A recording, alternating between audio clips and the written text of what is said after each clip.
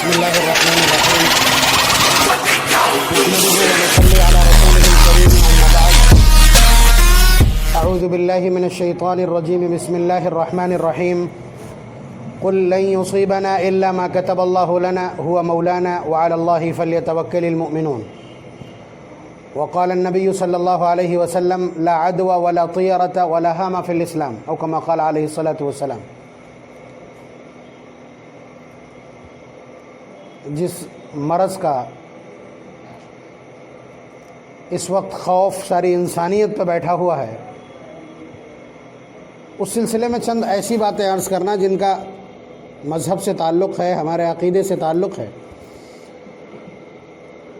وجہ یہ ہے کہ اس وقت جو جس کے منہ میں آ رہا وہ بول رہا ہے، سوشل میڈیا سے اٹیچ ہے پوری کمیونٹی اور آبادی، تو وہ اپنے طور پر کوئی نظریہ نہ گڑھ لے، اس لیے کچھ باتیں بطور خاص آپ کی خدمت میں ہم عرض کر دیں.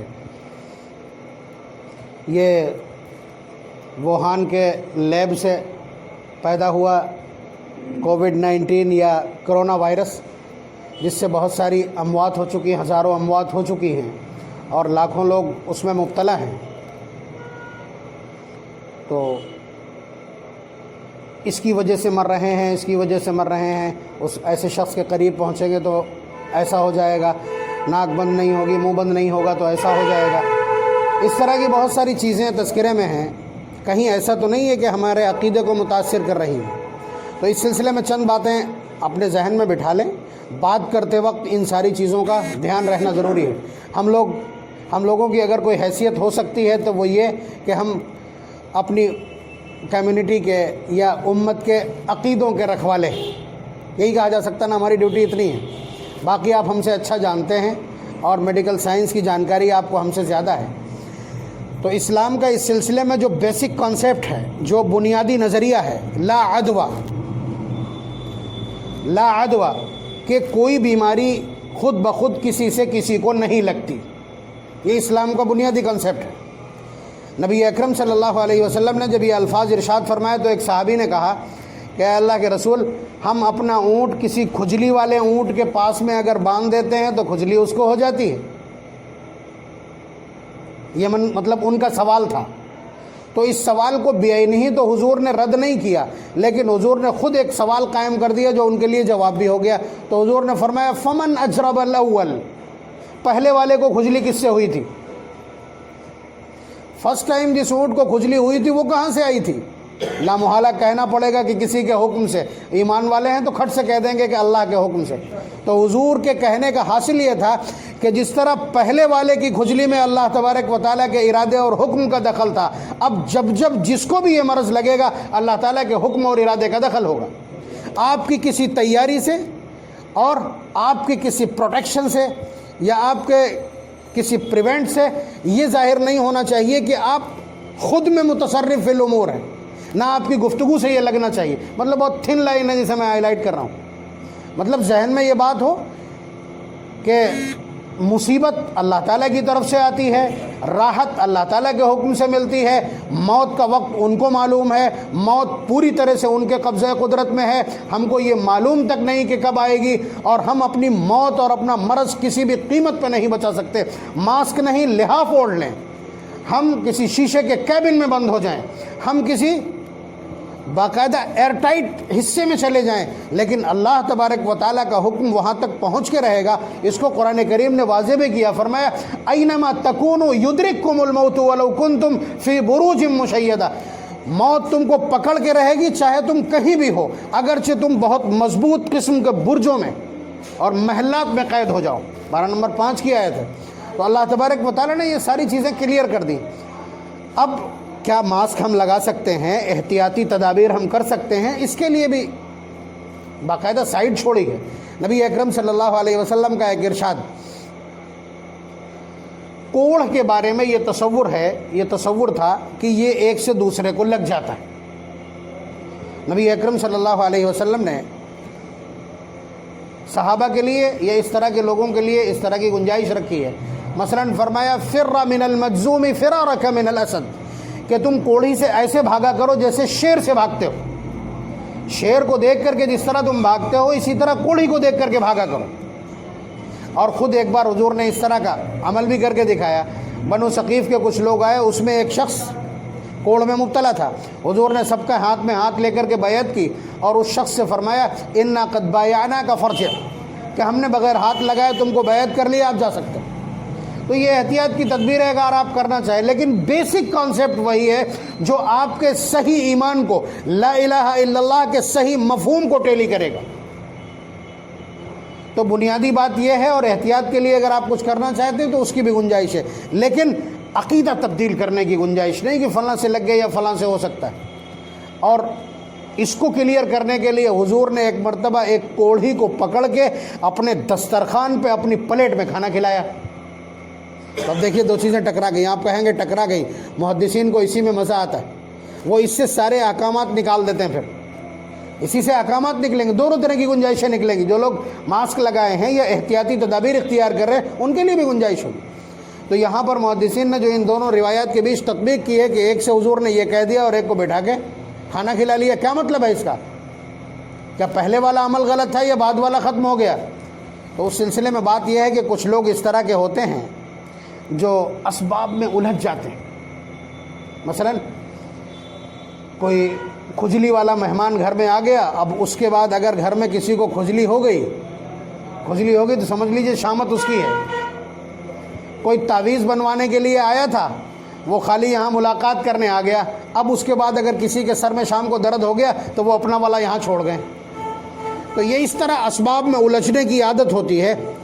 بات آپ سمجھ رہے ہیں؟ تو اس طرح کے جو لوگ ہیں ان کے لیے اس پر عمل کرنے کی گنجائش ہے. فر من المجذوم فرارک من الاسد.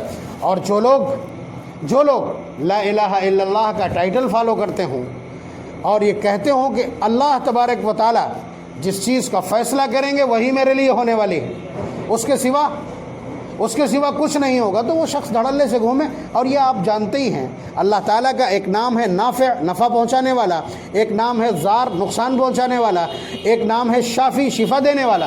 تو یہ سب اللہ تعالیٰ کی صفات ہے. جب چاہیں گے تب نفع پہنچے گا اور جب چاہیں گے تب نقصان پہنچے گا. ما یفتح اللہ للناس من رحمت فلا ممسک لہا. وہ جس پر رحمت کے دروازے کھول دیں تو کوئی لال بند نہیں کر سکتا. وما یمسک فلا مرسل لہ من بعدہ. اور جس پر وہ رحمت کے دروازے بند کر دیں اس پر کوئی کھول نہیں سکتا. یہ اللہ تبارک و تعالیٰ کی اس طرح کے دو ٹوک اعلانات جو قرآن کریم میں وہ یہ سب کچھ بتلا دیتے ہیں. تو بہرحال یہ ذہن میں رکھیے کہ اللہ تبارک و تعالیٰ کے حکم سے ہی پہنچے گا اور اللہ تبارک و تعالیٰ کے حکم سے ہی ہم سے الگ ہوگا. اب آگے کچھ سوالات اس طرح کے چل رہے ہیں کہ کویت کی ایک مسجد میں صاحب حی علی الصلاۃ کی جگہ اعلان ہو رہا الا صلوا فی بیوتکم. اب اس کے اوپر سوشل میڈیا کے اوپر بحث ہے, لوگ بحث کر رہے ہیں اور اس پہ حوالہ دیا جا رہا ہے نبی اکرم صلی اللہ علیہ وسلم کے ایک ارشاد کا. ایک مرتبہ ایسا ہوا ہے, بخاری کی بھی روایت ہے کہ نبی اکرم صلی اللہ علیہ وسلم ایک سفر میں تھے, آپ نے ایک جگہ پڑاؤ ڈالا, اچانک طوفانی بارش, اتنی بارش کہ پوری زمین جل تھل ہو گئی, کہیں پر نیچے اتر کے نماز پڑھنے کی گنجائش نہیں. تو حضور نے حضرت بلال سے فرمایا کہ جماعت کی ترغیب دینے کے بجائے لوگوں سے کہو الا صلوا فی رحالکم, اپنے اپنے کجاووں میں نماز پڑھ لینا. جماعت جب نیچے اترنے کی جگہ نہیں ہے تو اب اس کو اس کے اوپر قیاس کر لیا, جبکہ آپ جانتے ہیں کوئی سمانتا, کوئی سملرٹی نہیں دونوں کے بیچ. ایک میں وہم موجود ہے یا نہیں ہے, کسی کو لگے گا یا نہیں لگے گا, یہاں اس کا اثر موجود ہے کہ نہیں موجود ہے. اس کی وجہ سے نمازوں پر پابندی, جماعت کی پابندی, جمعے کی پابندی, مسجدوں کو لاک ڈاؤن کرنے کا کوئی سسٹم نہیں ہے. آپ سمجھ رہے ہیں؟ تو سعودی عرب والے کیا کر رہے ہیں اور کویت والے کیا کر رہے ہیں, بہت ذمہ داری کے ساتھ اور انتہائی غیرت اور مضبوطی کے ساتھ یہ بات کہہ رہا ہوں کہ اسلام کے سلسلے میں, دین کے سلسلے میں دنیا میں ہم کسی کے محتاج نہیں ہیں. سارا زمانہ ہم ہندوستانیوں کا محتاج ہے. ہم نے سکھلایا ہے کہ سنتوں پر عمل کس طرح کیا جائے گا اور شریعت کا تحفظ کس طرح کیا جائے گا. ہمارا کوئی مؤذن بغیر شرعی داڑھی کے نہیں ہے پورے ہندوستان کے کونے کونے میں, اور ان کا کوئی ایک مکمل نہیں ہے. تو یہ ہماری مضبوطی ہے نا کہ ہم نے سنتوں کو بھی فرض کی طرح اپنایا ہے اور مضبوطی دکھلائی ہے. تو ہم کسی کے محتاج نہیں ہیں. دوسری بات یہ کہ مساجد کے سلسلے میں جو بات کی جا رہی ہے بہت صاف ستھری بات ہے. ڈاکٹرز کیا بتا رہے ہیں, آپ لوگ جو یہاں بیٹھے ہیں بتائیں. اب تک جو کچھ آپ نے ٹی وی پہ یا سوشل میڈیا پہ یا پڑھا, جو کچھ بھی, وہ یہی ہے نا کہ اس کے علاج سے بہتر ہے احتیاط, اور احتیاط کے نام پر اس سرے سے لے کر کے اس سرے تک، مشرق سے مغرب اور مغرب سے مشرق اور جنوب سے شمال، شمال سے جنوب تک کے جتنے ماہرین ہیں، میڈیکل سائنس کے جتنے ایکسپرٹ ہیں، طب کے جتنے ماہرین ہیں، سب یہی کہہ رہے ہیں کہ وقفے وقفے سے ریگولر انٹرول پر آپ اپنے ہاتھ دھوتے رہیے اور اپنے ان ہاتھوں کو چہرے تک مت جانے دیجیے، اور اس حصے کو بھی وقتاً فوقتاً دھو لیجیے۔ تو اس اعتبار سے اگر دیکھیں تو کرونا کو ختم کرنے کا مرکز قرار پائے گی مسجد۔ آپ بتلائیے کہ آپ جوتے پہن کے اور صبح نہا کر کے نکلتے ہیں، شام تک آپ کو ہاتھ دھونے کی نوبت ایک آدھ بار آ جائے تو آ جائے، ورنہ چہرہ دھونے کی نوبت نہیں آتی۔ یہاں تک کہ آپ کے اپنے گھر میں بھی اس کا پورا انتظام نہیں، آپ نماز پڑھتے ہیں پھر بھی آپ واش بیسن میں کھڑے ہو کر کے مسا تک کرتے ہیں، اس کے بعد لوٹے میں پانی لے لیے پھرتے ہیں، کہیں جا کے پیر دھوتے ہیں۔ لیکن مسجد میں سارا سسٹم اور نظام، ہر آنے والا اینٹی کرونا سسٹم سے گزرتا ہے، یعنی اپنے چہرے کو دھوتا ہے، ہاتھ دھوتا ہے، اور باقاعدہ ہر وہ عمل کرتا ہے جس سے یہ وائرس ختم ہوتا ہے۔ اب اگلی بات، اللہ تبارک و تعالیٰ کا یہ نظام بھی ہو سکتا ہے کہ مسلمانوں کو نماز کا پابند بنانے کا ارادہ۔ آپ بتلائیے، میں بہت معمولی آدمی ہوں لیکن میں یہ کہہ سکتا ہوں جو مسلمان ہے اس کو یہ وائرس نہیں لگ سکتا، جو مسلمان ہے اس کو یہ وائرس نہیں لگ سکتا، اس لیے بھی کہ اس کا عقیدہ یہ ہے۔ لیکن میں اس بنیاد پر نہیں کہہ رہا ہوں، میں میڈیکل سائنس کی اس تھیوری کی بنیاد پر جو سارے ڈاکٹرز بول رہے ہیں۔ آپ بتلائیے، آپ جب 5 مرتبہ نماز پڑھنے آتے ہیں تو 5 مرتبہ وضو کرتے ہیں، ٹھیک ہے؟ وضو کرنے میں آپ کیا کرتے ہیں؟ اتنے ہاتھوں کو سب سے پہلے آپ کو دھونا ہوتا ہے، 3 مرتبہ آپ نے ہاتھ دھوئے، پھر اس کے بعد جب کلی کے لیے آپ چلے تو پھر یہ ہاتھ دھل گیا، پھر ناک میں پانی ڈالا تو پھر یہ ہاتھ دھل گیا، اس کے بعد جب چہرہ دھویا تو پھر یہ 3 مرتبہ ہاتھ دھل گئے، اس کے بعد جب اپنے ہاتھوں کو دھویا تو پھر یہ 3 بار ہاتھ دھل گئے، اس کے بعد مسے کے لیے جب گئے تو پھر یہ ہاتھ دھل گئے، اس کے بعد جب آپ نے اپنے قدموں کو جب دھویا تو پھر یہ ہاتھ دھل گئے۔ 3 مرتبہ آپ نے کھانا کھایا تو پہلے بھی گٹوں تک ہاتھ دھونا سنت ہے اور کھانے کے بعد بھی گٹوں تک ہاتھ دھونا سنت ہے۔ اس کے علاوہ جب آپ سو کر کے اٹھے تھے تو حضور کا یہ ارشاد نوٹ کر لیں، اذا استيقظ احدكم من منامه فلا يغمسن يده في الاناء حتى يغسلها 3 فانه لا يدري اين باتت يده، کہ جب تم سو کر کے اٹھا کرو تو جب تک اپنے ان ہاتھوں کو 3 مرتبہ نہ دھو لیا کرو، کہیں ڈالا مت کرو، اس لیے کہ تم کو نہیں معلوم ہے کہ اس ہاتھ نے رات کہاں گزاری، کہاں یہ گیا ہوگا۔ یہ الفاظ ہیں حضور کے۔ تو یہ ایک سسٹم جو میڈیکل سائنس آج بول رہی ہے 1450 سال پہلے ہماری زندگی کے شیڈول اور میپ میں شامل ہے، اور جو شخص اس کو فالو کرے گا اسے نہ کرونا ہو سکتا ہے، نہ سوائن فلو، نہ برڈ فلو، کوئی بھی فلو اس کو نہیں لگ سکتا۔ سارے ڈاکٹر کہتے ہیں کہ کھلے ہوئے حصے سے ہی ساری چیزیں آگے بڑھتی ہیں، اور ان کو تو 3 مرتبہ۔ آپ اندازہ کیجئے کہ یہ جو آپ کے اندر کا جو جال ہے، اندر جو گچھا ہے بالوں کا، کبھی کبھی ہم کو لگتا ہے خراب ہے، سچ یہ ہے کہ اگر یہ نہ ہوتا تو اس وقت مارچ کے مہینے میں اور ادھر اکتوبر کے مہینے میں روزانہ کھٹک پورے میں 10-20 لوگ مر جایا کرتے۔ اب سانس جب ہم لیتے ہیں تو کھٹ سے یہاں سے مچھر گھستا، مغرب کے ٹائم کتنے مچھر ہوتے ہیں ہمارے منہ کے آس پاس، یہاں سے گھس کے سیدھا اوپر چڑھتا اور نمرود بنا دیتا ہم کو، نمرود بنا دیتا، تو 10-20 اموات ہو جانا۔ اب دیکھیے یہاں پہ جا کر کے یہاں سے اوپر نہیں جا سکتا، دھول نہیں جا سکتی، یہ اللہ تعالیٰ کا نظام ہے۔ لیکن اس فلٹر کو آپ کو دن میں 5 مرتبہ صاف کرنا ہوتا ہے۔ دیکھیے یہی حصہ بتا رہے ہیں کہ یہیں سے سنکرمن چڑھتا ہے، یہیں سے بیکٹیریا، یہیں سے فلو چلتا ہے۔ تو ایک تو ناک میں پانی ڈالنا یہ وضو کی سنت ہے، اور استنثار یعنی اس ناک کو سنکنا جھٹکے کے ساتھ تاکہ یہ اندر کا پورا فلٹر صاف ہو جائے، آپ سمجھ رہے ہیں، یہ بھی ایک سنت ہے۔ اس کے علاوہ چہرے کو اور تمام اعضائے وضو کو رگڑ کر کے دھونا یہ الگ سنت ہے۔ تو آپ بتلائیے، آپ کے پورے سسٹم میں یہ سب کچھ موجود ہے۔ اگر 5 مرتبہ کوئی شخص وضو کرے گا، اور جو شخص حضور کی زندگی سے اور قریب ہو وہ باوضو رہنے کی کوشش کرے گا، 2 وضو اور لگ جائیں گے۔